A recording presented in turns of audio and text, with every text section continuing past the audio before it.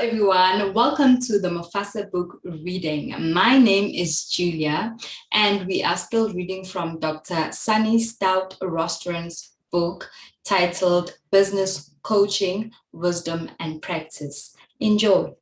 Chapter 11, Integration and Synthesis. How can you move to the next level in your practice? If we talk about adult stages of development, coaching as an emerging profession is currently journeying from adolescence into its adult phase. A danger is that it becomes a fashion to call oneself a coach or to be a coach in training. In other words, rather than a respected profession, coaching becomes a passing trend. I see coaching today in terms of its life curve, both in South Africa and globally, as more in adolescent than in maturity, with hormones racing up and down. Right now, coaching needs direction and the continual building of a knowledge base in order to begin to define its move towards professional practice. Continuous reflection, learning, and practice. I have based this book on my research, teaching, and business practice, emphasizing the need for continuous reflection and learning. So, the purpose of the book has been to integrate wisdom and practice with recommendations and suggestions for practitioner, coaches, HR, and OD professionals, and managerial leaders who want to fine tune their business coaching skills. Throughout the book, I have endeavored to provide a broad understanding of the business coaching process. I have looked at the origins and current reality of coaching, the influence of psychology, adults, and experiential learning and existential and diversity theories as the theoretical and developmental underpinnings of coaching. Coaching embraces a process of experiential and continuous learning for client and coach. Although I have explored how to use various question frameworks and models, these are not by any means all that is available to the business coach. In examining diversity issues that clients and coach experience, we have identified linguistic, cultural, ethnic, and gender issues that require flexibility and the development of new competences on the part of the coach. We have endeavored to share with you a broad range of business coaching approaches that will help you to identify gaps in your knowledge, but also to integrate new learning into your own practice. The complexity of the coaching process. We have analyzed the complexities of the coaching conversation. The basic tool of a business and executive coach. We think that business coaching has a huge contribution to make to leadership competence inside organizations. We have analyzed the complexity of the coaching conversation, the basic tool of business and executive coach.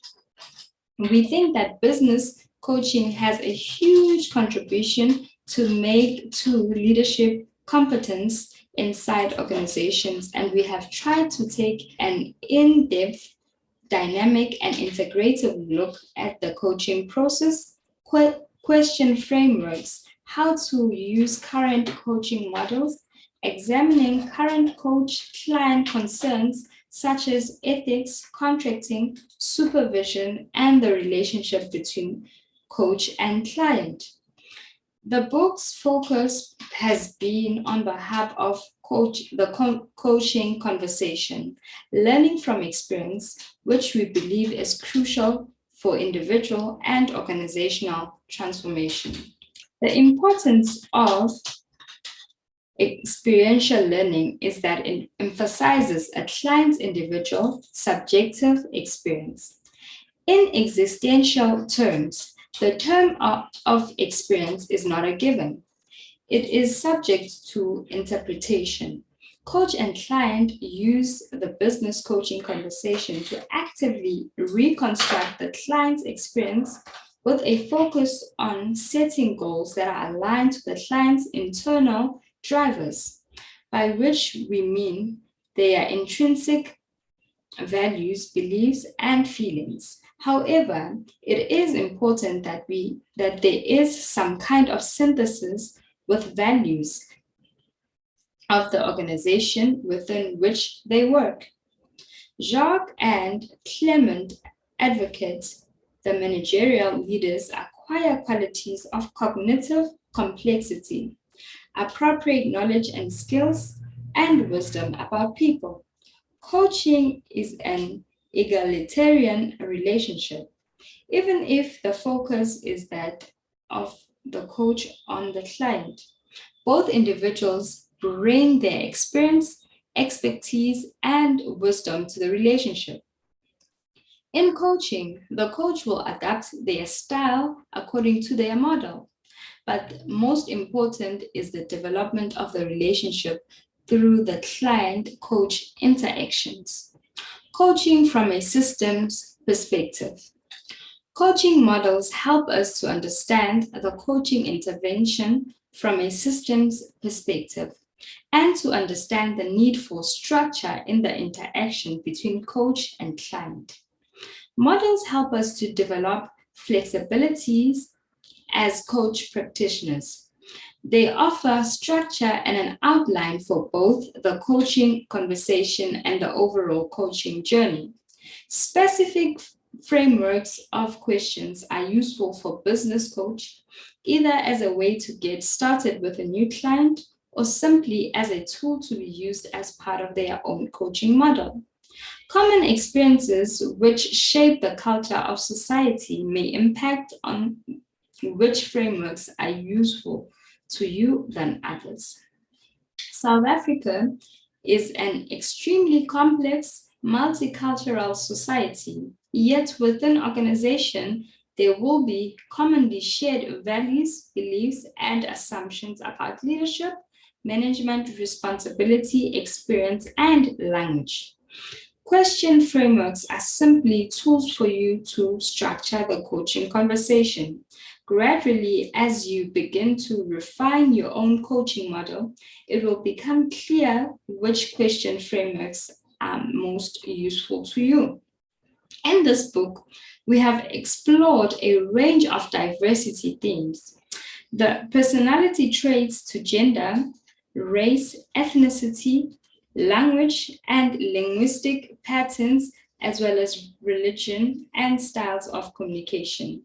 In the business environment, the coach needs to become aware of and to manage their own responses to question of diversity before they begin to coach a client on similar issues. We have focused on raising the business coaches' awareness to crucial diversity issues, both within themselves and within their individual and organizational clients. Developing competence. Defined and benchmark skills and competences serve a dual purpose. They give clarity in terms of how we are selected for an intervention, how they give the coach guidelines on what is expected and how to continually develop and improve. However, as coaching is at this stage very much an unregulated industry, skills and competence are simply defined by coaching associations as part of a philosophy or as a means to membership of their association. We aim to help you identify your own level of skill and competence, recognizing your own strengths as well as targeting areas for development. We explained in detail the required skills and competences defined for business coaches by professional bodies, highlighting specific competences on which you should focus on within your continuing professional development. Although contracting, supervision, and ethical conduct have been practiced in the helping professions for decades, they are not regulated for coach practitioners. We have looked at each of the roles and functions of these three key areas.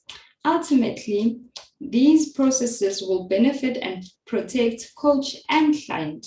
The development of professional supervision, contracting, and ethical codes is emerging as a vital function within the discipline of coaching.